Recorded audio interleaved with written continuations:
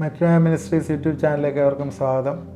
നമ്മളെ ചിന്തകളെ എങ്ങനെ ശുദ്ധീകരിക്കുന്നു, അല്ലെങ്കിൽ നമ്മുടെ ഹൃദയത്തെ എങ്ങനെ ശുദ്ധീകരിക്കണം എന്നൊക്കെയുള്ള കാര്യങ്ങളാണ് കഴിഞ്ഞ എപ്പിസോഡിൽ പറഞ്ഞത്.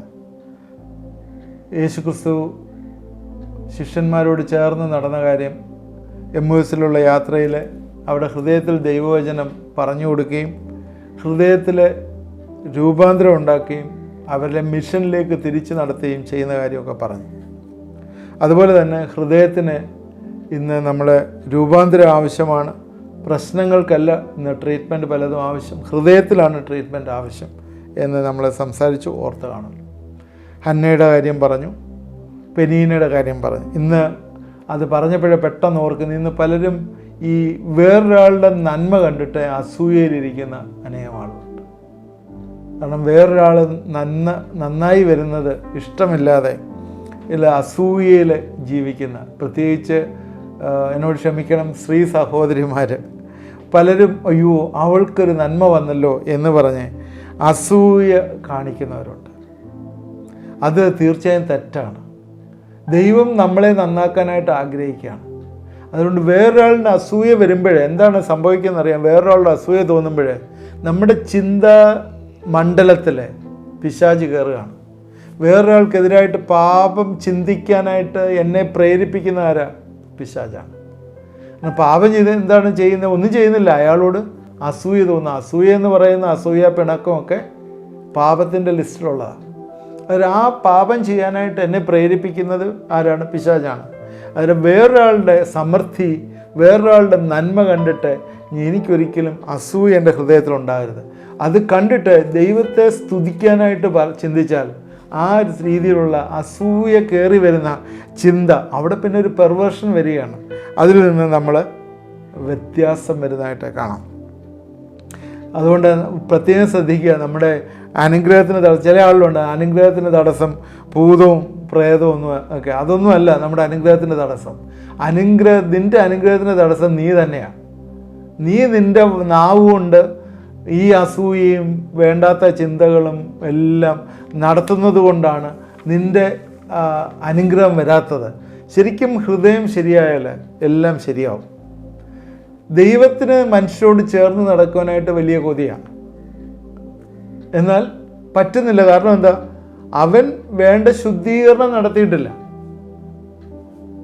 നമ്മൾ നേരത്തെ പറഞ്ഞു, ഓരോ വിശ്വാസികളുടെയും പിതാവ് പുത്ര പരിശുദ്ധാത്മാവായിട്ടുള്ള ദൈവം വസിക്കുന്നു എന്നും ഒക്കെ നമ്മൾ പഠിക്കുകയും പറയുകയൊക്കെ ചെയ്ത. എന്നാൽ നിൻ്റെ ഹൃദയത്തിൽ സംഭവിക്കേണ്ട കാര്യം സംഭവിച്ചില്ലെങ്കിൽ നിൻ്റെ ആയുസ്സിൽ നീ രക്ഷപ്പെടത്തില്ല. എന്തൊക്കെ പറഞ്ഞാലും രക്ഷപ്പെടത്തില്ല. ആരും അണയ്ക്കാൻ പറ്റാത്ത ഒരു തീ നിൻ്റെ അകത്ത് നിന്ന് ഉളവായി വരണം. അത് ദൈവവചനത്താലാണ് ഉളവാകേണ്ടത്. കഴിഞ്ഞ രാത്രിയിലെ നീ ചിന്തിച്ചു കൂട്ടിയ കാര്യങ്ങളൊക്കെ ഓർത്താൽ നമുക്ക് അതിനൊരു അറുതിയില്ല, അതിനൊരു എൻഡില്ല. അതിങ്ങനെ ചിന്തിച്ചുകൊണ്ടേയിരിക്കും. അതുകൊണ്ട് ദൈവവചനം നമ്മളെ വിവേചിക്കുകയും നമുക്ക് വേണ്ടത് തരികയും ചെയ്യുന്നു. ദൈവം നമ്മളോട് കൂടെ ഇരിക്കുന്നിടത്തോളം കാലം നമുക്ക് നന്മ തന്നെ പ്രാപിക്കും. ഉയർച്ച പ്രാപിക്കും, താഴ്ച പ്രാപിക്കുകയില്ല എന്ന് വചനത്തിൽ പറയുന്നത് എത്ര സത്യമാണ്. ഹന്ന പ്രാർത്ഥിച്ച് ദൈവം കൊടുത്ത ഒരു കുഞ്ഞാണല്ലോ ശമൂവേൽ. 1 ശമൂവേൽ 3-ാം അധ്യായത്തിൽ 19-ാം വാക്യത്തിൽ ഇങ്ങനെയാണ് എഴുതിയിരിക്കുന്നത്: ശമൂവേൽ വളർന്നു, യഹോവ അവനോട് കൂടെ ഉണ്ടായിരുന്നു, അവൻ്റെ വചനങ്ങളിലൊന്നും നിഷ്ഫലമാകാൻ ഇടവരുത്തിയതുമില്ല. അതുകൊണ്ട് ശമൂവേലിനെ സംബന്ധിച്ചിടത്തോളം അവൻ പറയുന്നുണ്ട്, അവൻ ദാൻ മുതൽ ബർശേബ വരെ വിശ്വസ്ത പ്രവാചകൻ എന്നെല്ലാവരും ഗ്രഹിച്ചു. ദൈവത്തിൻ്റെ കൈ അവൻ്റെ മേലുണ്ടായിരുന്നു. ഈ ദാൻ മുതൽ ബർശേബ വരെ എന്ന് പറഞ്ഞാൽ ബൗണ്ടറിയാണ്. നോർത്ത് നിന്ന് ഇസ്രായേലിൻ്റെ അവിടെ നിന്ന് യഹൂദ ഇങ്ങേറ്റം വരെയുള്ള ബൗണ്ടറിയാണ്. ഇവിടെ ഇത്രയും സ്ഥലത്തും ശമൂവേലിനെ എല്ലാവരും അംഗീകരിച്ചു. എല്ലാവരും ദൈവത്തിൻ്റെ വിശ്വസ്ത പ്രവാചകൻ എന്ന് ഗ്രഹിച്ചു. കാരണം എന്താണ്? യഹോവ അവനോട് കൂടെ ഉണ്ടായിരുന്നു. അതുകൊണ്ട് എൻ്റെ പ്രിയപ്പെട്ടവരെ, ഞാൻ നിങ്ങളോട് പറയുന്നത്, നിങ്ങളെക്കുറിച്ചും നിങ്ങളുടെ ഭവനത്തെക്കുറിച്ചും നിങ്ങളുടെ ഭാവിയെക്കുറിച്ചും ഒന്നങ്ങോട്ട് പ്രവചിക്കണം. അതാണ് ഞാൻ പറയുന്നത്. നിങ്ങളൊന്ന് സ്വപ്നം കാണണം, നിങ്ങൾ പ്രവചിക്കണം. യോസഫ് സ്വപ്നം കണ്ടാൽ അറിയാമല്ലോ. യോസഫിൻ്റെ സ്വപ്നം ഒരിക്കലും നഷ്ടപ്പെട്ടു പോയില്ല. സഹോദരങ്ങൾ പറഞ്ഞു, അവൻ സ്വപ്നക്കാരനാണെന്ന് പറഞ്ഞ് അവൻ്റെ സ്വപ്നം എവിടെയെന്ന് വിചാരിച്ച് അവനെ പിടിച്ച് പൊട്ടക്കിണറ്റിലിട്ടു. ഇനി അവൻ്റെ സ്വപ്നം എന്തായിത്തീരട്ടെ ആവുമെന്ന്. എന്നാൽ പൊട്ടക്കിണറ്റിലിട്ടിട്ടും യോസഫിൻ്റെ സ്വപ്നം സാക്ഷാത്കരിക്കുക തന്നെ ചെയ്തു. യോസഫിൻ്റെ കറ്റ എഴുന്നേറ്റ് നിന്നു. ബാക്കിയുള്ള എല്ലാ കറ്റകളും അവനെ നമസ്കരിക്കുന്ന ഒരു സ്റ്റേജിൽ ദൈവം അവനെ ആക്കി തീർത്തു. അതിൻ്റെ ഇടയിൽ കുറച്ച് പ്രയാസങ്ങളുണ്ടായിരുന്നു എന്നുള്ള സത്യം. അതുകൊണ്ട് നിൻ്റെ ജീവിതത്തെക്കുറിച്ച് നീ ഒന്ന് പ്രവചിക്കണം. നിൻ്റെ ജീവിതത്തെക്കുറിച്ച് നീ ഒന്ന് പറയണം ചില പോസിറ്റീവായിട്ടുള്ള കാര്യങ്ങൾ. നിൻ്റെ ഭവനത്തിൻ്റെ അന്തരീക്ഷം ഒന്ന് മാറണം. ഒരു സാധ്യതയുമില്ലാത്ത സാഹചര്യങ്ങൾ പോലും ദൈവം ഇന്ന് എന്തെങ്കിലും നിൻ്റെ കാര്യത്തിൽ ജീവിതത്തിൽ ചെയ്യാൻ പോവുകയാണ്. ഈ വാക്കൊന്ന് ക്ലിങ് ചെയ്യുക, ഒന്ന് മുറുകെ പിടിക്കുക. എന്തെങ്കിലും ആയിക്കോട്ടെ, എന്തോ ആയിക്കോട്ടെ, ഒരു സ്തോത്ര സ്വരം ദൈവത്തിൻ്റെ സന്നിധിയിൽ സ്തോത്രത്തോടുകൂടി, ദൈവമേ നീ എനിക്ക് ഇങ്ങനൊരു ദർശനം, ഒരു വിഷൻ എൻ്റെ ജീവിതത്തിൽ തന്നിരിക്കുന്നു എന്നോർത്തുന്ന സ്തോത്രം ചെയ്താൽ സാത്താൻ അവിടെ ഭയപ്പെടും. സാത്താൻ പറയും ഇനിയും പറ്റത്തില്ല, അവൻ തിരിച്ചറിഞ്ഞു, കാര്യങ്ങളെ തിരിച്ചറിഞ്ഞു, ഇനി എൻ്റെ ഗ്രിപ്പ് അവനിൽ നിന്ന് കുറയ്ക്കണം എന്ന്. നമ്മൾ ചില കാര്യങ്ങൾക്ക് വേണ്ടി കുറേ നാളായിട്ട് പ്രാർത്ഥിക്കുന്നു. ഈ കാര്യങ്ങളൊന്നും സംഭവിക്കുന്നില്ല, കുറേ നാളായിട്ട് പ്രാർത്ഥിക്കുന്നു എന്ന് പറഞ്ഞാൽ ദൈവം പ്രാർത്ഥന കേട്ടില്ല എന്ന് അർത്ഥമാക്കരുത്. അവിടെ നിരാശയുടെ ഒരു ഘട്ടം ഉള്ളിലേക്ക് വരികയാണ്. ഞാൻ ഈ നിരാശയെക്കുറിച്ച് മാത്രം ചിന്താമണ്ഡലങ്ങളെക്കുറിച്ചാണ് ഇങ്ങനെ പറഞ്ഞുകൊണ്ടിരിക്കുന്നത്. നിരാശയുടെ ആ ഘട്ടം ഇങ്ങനെ ഉള്ളിലേക്ക് വരികയാണ്. അതെന്താണ് വരുന്നത്? ഒടാ നീ പ്രാർത്ഥിക്കുന്നൊന്നും ശരിയാവത്തില്ല, നീ ആ ദൈവത്തെ തള്ളിപ്പറ, ഇതെന്തൊരു ദൈവമാ, ഇങ്ങനെ പിശാച് പറഞ്ഞുകൊണ്ടേയിരിക്കും. ആ പിശാചിൻ്റെ ജോലിയാണ് അവനെ ചെയ്യുന്ന. അവൻ ഫെയ്ത്ത്ഫുള്ളായിട്ട് അവൻ്റെ ജോലി ചെയ്യുക. അവന് മോഷ്ടിപ്പാനും മുടിപ്പാനും അറുപ്പാനും ഒക്കെ വരികയാണ്. അവൻ കള്ളനാണ്, അവൻ്റെ ജോലി അവൻ ചെയ്തുകൊണ്ടേയിരിക്കും. അവൻ ഫെയ്ത്ത്ഫുള്ളായിട്ട് അവൻ ചെയ്തുകൊണ്ടേയിരിക്കും. അത് തന്ത്രങ്ങൾ കൂടി നിങ്ങളെ കൊടുക്കാനായിട്ട് ശ്രമിച്ചുകൊണ്ടിരിക്കും. അത് നിങ്ങൾ മനസ്സിലാക്കണം.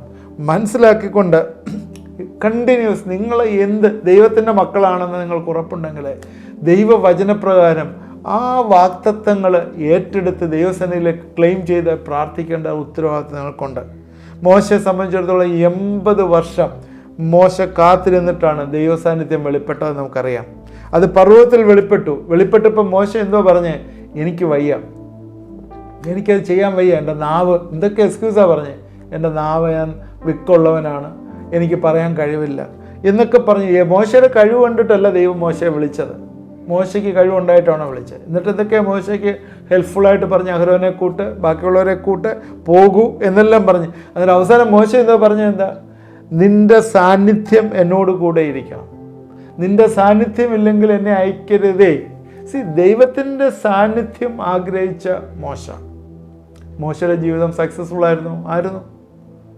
ചില കാര്യങ്ങൾ അവൻ പറഞ്ഞ അനുസരിക്കാത്തതിന് അവന് ചില പണിഷ്മെൻ്റൊക്കെ കിട്ടിയെങ്കിലും മോശയെ ദൈവം വിളിച്ചു, വേർതിരിച്ചു. അന്ന് മോശയെക്കുറിച്ച് ദൈവം ആഗ്രഹിച്ചതെല്ലാം അവൻ്റെ ജീവിതത്തിൽ കൂടി നടന്ന് നമ്മുടെ മുമ്പിൽ അത് തെളിവായി പുസ്തകങ്ങൾ എഴുതിയിട്ടുണ്ടെന്ന് നമുക്കറിയാം. അതുകൊണ്ട് ദൈവത്തിൻ്റെ സാന്നിധ്യത്തിൽ ഇരുന്നു കൊണ്ട് നമ്മൾ സ്തോത്രം ചെയ്ത് ഈ നിരാശകളുടെ മേലിലുള്ള വലിയ ജയമെടുക്കണം. അതാണ് ഏറ്റവും ആവശ്യം. ഇയ്യോബിൻ്റെ ജീവിതം നമുക്കറിയാം. ഇയ്യോബിൻ്റെ ജീവിതം ഭയങ്കര കഷ്ടതയിൽ കൂടി ഇയ്യോബ് കടന്നുപോയി. എന്നാൽ ഇയ്യോബ് 29:19 പറയുന്നത്, എൻ്റെ വേർ വെള്ളത്തോളം പടന്നു ചെല്ലുന്നു, എൻ്റെ കൊമ്പിന്മേൽ മഞ്ഞ് രാപാർക്കുന്നു എന്ന് പറഞ്ഞാൽ താഴെ നിന്നും മുകളിൽ നിന്നും ദൈവത്തിൻ്റെ വലിയ സപ്പോർട്ട് എനിക്കുണ്ട് എന്ന്, ദൈവം എന്നെ സപ്പോർട്ട് ചെയ്യാം. കീഴെ വെള്ളം, വേര് വെള്ളം എന്ന് വെച്ചാൽ എപ്പോഴും പച്ചപ്പ് കിട്ടാനായിട്ട്, വേരില്ലെങ്കിൽ കൂടി മഞ്ഞിൻ്റെ സാമീപ്യം, ദൈവത്തിൻ്റെ സാന്നിധ്യം എന്നോട് കൂടെ ഉണ്ട് എന്നുള്ള വലിയ അനുഭവം. ഇതാണ് നമ്മളെ നടത്തേണ്ടത്. 24 മണിക്കൂറും 24/7 ദൈവത്തിൻ്റെ സാന്നിധ്യത്തിലിരിക്കുക. അവിടെയാണ് നിങ്ങളെയും എന്നെയും ദൈവം നോക്കിക്കൊണ്ടിരിക്കുമ്പോൾ നിങ്ങൾ യഹോവ ഭക്തർ എന്ന് പറയുന്ന, യഹോവ ഭക്തർ തമ്മിൽ സംസാരിച്ചു, യഹോവ ശ്രദ്ധ വെച്ച് കേട്ടു, സകല കഷ്ടങ്ങളിൽ നിന്നും അവരെ വിടുവിക്കുന്നു. കഷ്ടങ്ങളൊക്കെ വരാം, പല സീസണിലുണ്ടാവാം, എന്നാൽ അതിൽ നിന്നൊക്കെ അവരെ വിടുവിക്കുന്നു. ദൈവം എല്ലാം കണ്ടുകൊണ്ടിരിക്കുന്ന ദൈവമാണ്. നിങ്ങളെ നോക്കി, ദൈവത്തിൻ്റെ മെയിൻ പർപ്പസ് തന്നെ അത് തന്നെയാണല്ലോ. ദൈവം സ്വർഗത്തിൽ നിന്ന് നോക്കുകയാണ്, അവൻ്റെ കണ്ണുകൾ ദർശിക്കുന്നു, അവൻ്റെ കൺപോളുകൾ മനുഷ്യപുത്രന്മാരെയൊക്കെയും ശോധന ചെയ്തുകൊണ്ടിരിക്കുകയാണ്. ദൈവം എല്ലാവരെയും കാണുന്ന ദൈവമാണ്. നമുക്കാണ് പലപ്പോഴും കാണാതെ നമുക്ക് കാണാൻ പറ്റുന്നില്ല പലപ്പോഴും. എന്നാൽ ദൈവം ഒരു പർട്ടിക്കുലർ ലെവൽ കഴിയുമ്പോൾ നിങ്ങളുടെ മനസ്സുകൊണ്ട് പല കാര്യങ്ങൾ കാണാം. ഈവൻ ദൂതന്മാരെ വരെ കാണാം. ഓക്കെ, അതിനെക്കുറിച്ച് പിന്നെ സംസാരിക്കാം. എന്നാൽ ഒരു കാര്യമുണ്ട്, ചില ആളുകളുണ്ട് കണ്ടെങ്കിലേ വിശ്വസിക്കുകയുള്ളൂ, ഇല്ല ഒന്നും വിശ്വസിക്കത്തില്ല. തോമസിനെ കുറിച്ച് അറിയാമല്ലോ. തോമസ് എന്താ പറഞ്ഞ, കർത്താവിനോടൊപ്പമായിരുന്നു. അവന് ഉയർത്തെഴുന്നേറ്റ് വന്നു എന്ന് തോമസിനെ വിശ്വസിക്കാൻ പോയി. അവൻ്റെ ആണിപ്പഴുതുള്ള കരങ്ങളിൽ എൻ്റെ വിരലിട്ടെങ്കിൽ മാത്രമേ ഞാൻ വിശ്വസിക്കുള്ളൂ എന്ന് പറഞ്ഞു. എന്നാൽ കർത്താവ് അവനെ വിട്ടില്ല. അവനങ്ങനെ പറഞ്ഞല്ലേ, അതുകൊണ്ട് അവൻ്റെ അരികെ തന്നെ പോകണമെന്ന് കർത്താവ് തീരുമാനിച്ചു. കാരണം അവനെ കൊണ്ട് പോസിബിലിറ്റീസ് ദൈവം നോക്കിയാണ് അവനെ തിരഞ്ഞെടുത്തത്. അല്ലാതെ അവൻ്റെ അവനിൽ പല കാര്യങ്ങൾ നടത്തിയെടുക്കും എന്ന് ദൈവത്തിന് അറിയാമായിരുന്നു. നിങ്ങളെയും എന്നെയും ദൈവം അതുപോലെയാണ് വിളിച്ചിരിക്കുന്നത്. നിങ്ങൾ പല ഉത്തരവാദിത്തങ്ങൾ ഏൽപ്പിക്കാനായിട്ട് മുമ്പോട്ടുള്ള പ്രയാണത്തിൽ. എന്നിട്ട് അവസാനം എന്താണ്, ഇത് യേശു തോമസിനൊരിക്കൽ വന്നിട്ട് പറഞ്ഞു, നീ കൈയിടാൻ പറഞ്ഞു. ആണിപ്പഴുതുള്ള എൻ്റെ കരങ്ങളിലേക്ക് കൈയിടാൻ പറഞ്ഞു. അപ്പോഴെന്താണ് അവൻ്റെ റെസ്പോൺസ്? ഞാൻ പറയാൻ ഉദ്ദേശിച്ചത്, നേരത്തെ പറഞ്ഞതൊക്കെ കർത്താവിനറിയാം. അവൻ പറഞ്ഞതെല്ലാം കർത്താവിനറിയാം. കർത്താവ് കേൾക്കുന്നുണ്ട്. നിങ്ങൾ പറയുന്നതെല്ലാം ദൈവത്തിനറിയാം. അതുകൊണ്ട് വാക്കുകൾ സൂക്ഷിക്കുക. ഹൃദയത്തിലെ ചിന്തനങ്ങളെ നിരൂപിക്കുന്ന ദൈവം, നിങ്ങളുടെ ഹൃദയത്തിലുള്ള ചിന്തനങ്ങൾ മുഴുവൻ അവൻ അറിയുന്ന ദൈവം. അതുകൊണ്ട് ആ ദൈവത്തിൻ്റെ മുന്നിലാണ് നമ്മൾ ഇരിക്കുന്നത്, നമ്മൾ മറന്നുപോയത്. അതുകൊണ്ട് ഹൃദയത്തിൽ ഒരിക്കലും നിരാശ ചിന്തിക്കരുത്. എപ്പോഴും ദൈവ സാന്നിധ്യത്തിലായിരിക്കണം. ലൂസിഫറിനെ അറിയാമല്ലോ, ഹൃദയത്തിൽ പറഞ്ഞു. എന്തോ പറഞ്ഞേ? ഞാൻ അവനെ പോലെ സമനായിത്തീരും. ഉറച്ചല്ല പറഞ്ഞു, ഹൃദയത്തിൽ പറഞ്ഞു. ഉടൻ തന്നെ ദൈവം അവനെ വെട്ടി. ദൈവത്തിൻ്റെ സാന്നിധ്യത്തിൽ ഇരുന്നാൽ ഒരു കാര്യം ഉറപ്പാണ്, ഒരു ദുഷ്ടനും നിൻ്റെ ജീവിതത്തിൽ കയറത്തില്ല. അതുകൊണ്ട് എൻ്റെ പ്രിയപ്പെട്ടവരെ, ഞാൻ ഏകദേശം ഈ ഒരു എപ്പിസോഡോടുകൂടി ചിന്താമണ്ഡലങ്ങളിലെ നിരാശയുടെ ഘട്ടങ്ങളിൽ നിന്നുള്ള വിടുതലിനെ കുറിച്ചാണ് ഇതുവരെ പറഞ്ഞത്. അവിടെ ദൈവവചനം വന്ന് ശുദ്ധീകരിക്കണമെന്നും ദൈവം നമ്മളോട് കൂടെ, ദൈവത്തിൻ്റെ സാന്നിധ്യം നമ്മളോട് കൂടെ ഇരിക്കുമ്പോഴേ ഈ ചിന്താമണ്ഡലങ്ങളിലൊക്കെ ദൈവീക പ്രകാശം വന്നു കയറി നമ്മൾ ബലപ്പെടുന്ന കാര്യം പറഞ്ഞു. അതുകൊണ്ട് ദൈവസന്നിധിയിൽ ഞാൻ നിങ്ങളോട് പറയാം, നിങ്ങൾ എവിടെ ഇരിക്കുകയാണെങ്കിലും, നിങ്ങളുടെ ഭവനത്തിൽ ഇത് കണ്ടുകൊണ്ടിരിക്കുന്ന ഏത് സിറ്റുവേഷനിലാണെങ്കിലും, നിങ്ങൾ അവിടെ ഇരിക്കുന്നിടത്ത് ദൈവസന്നിധിയിൽ നിങ്ങളുടെ കൈ ഒന്ന് പൊക്കിയിട്ട് ദൈവസന്നിധിയിൽ ഒരു കൺഫർമേഷൻ പറയുക, ദൈവത്തിൻ്റെ സാന്നിധ്യം എപ്പോഴും എന്നോട് കൂടെ ഇരിക്കും. നിങ്ങൾ ആ കൈ ഉയർത്തി ഒന്ന് ദൈവസന്നിധിയിൽ നിങ്ങളുടെ ഒരു കമ്മിറ്റ്മെൻ്റായിട്ട്, ഒരു ഡിക്ലറേഷനായിട്ട് പറയുക, ദൈവത്തിൻ്റെ സാന്നിധ്യം എന്നോട് കൂടെയുണ്ട്. ഞാൻ മറന്നുപോയിരുന്നു, ദൈവത്തിൻ്റെ സാന്നിധ്യം എന്നോട് കൂടെയുണ്ട് എന്ന് ഞാനിപ്പോൾ വിശ്വസിക്കുന്നുവെന്ന് പറഞ്ഞ് ഒന്ന് ഉറച്ച് പറയൂ. യോഹന്നാൻ്റെ സുവിശേഷത്തിൻ്റെ 14:1 നിങ്ങളെ ഹൃദയം കലങ്ങിപ്പോരുതെന്ന് എഴുതിയിട്ടുണ്ട്. ശിഷ്യന്മാരോട് പറയുന്നതാണ്, ദൈവത്തിൽ വിശ്വസിപ്പീൻ, എന്നിലും വിശ്വസിപ്പീൻ. 16:1 പറയുന്നത്, നിങ്ങൾ ഇടറിപ്പോകരുത് എന്ന് പറയുന്നു. ലോകത്തിൽ എനിക്ക് കഷ്ടമുണ്ട്, നിങ്ങൾക്കും കഷ്ടമുണ്ട്.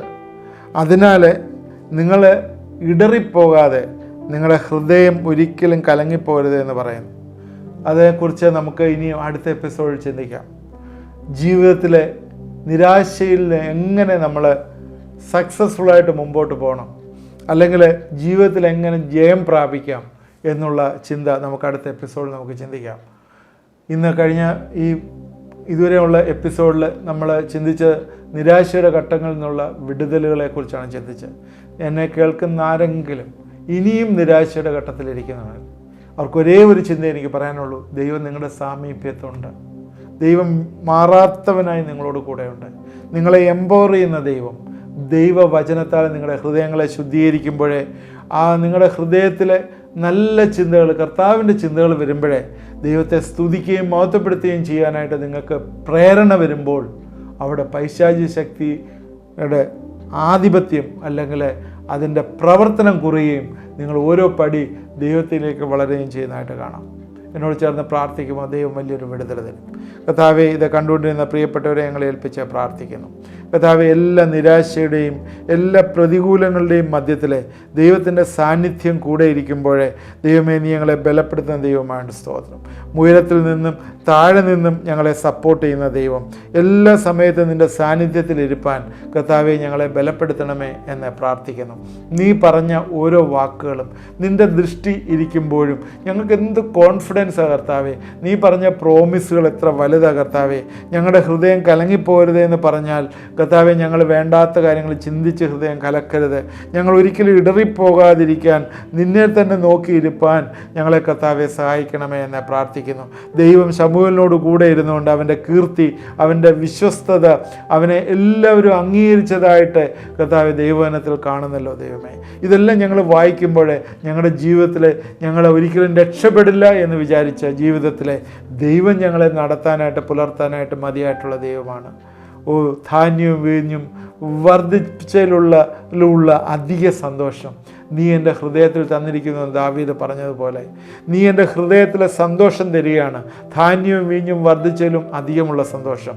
ദൈവത്തിൻ്റെ സാന്നിധ്യം, ദൈവത്തിൻ്റെ പ്രസൻസ് കൂടെ ഇരിക്കുമ്പോഴേ ആ വലിയ സന്തോഷം ഞങ്ങളുടെ ജീവിതങ്ങളിൽ വന്നിരിക്കുന്ന ഓർത്ത് സ്തോത്രം.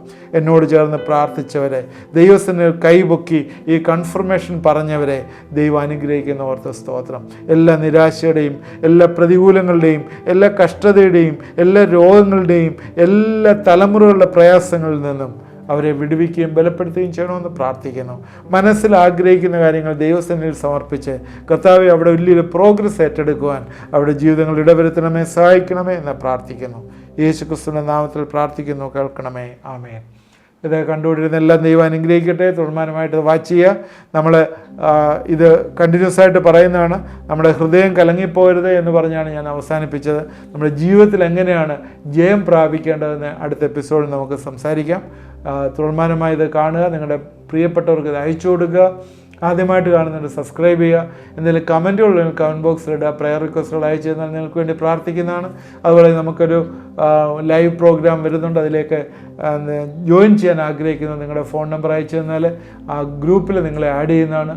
ദൈവം നമ്മളെ എല്ലാവരെയും അനുഗ്രഹിക്കട്ടെ.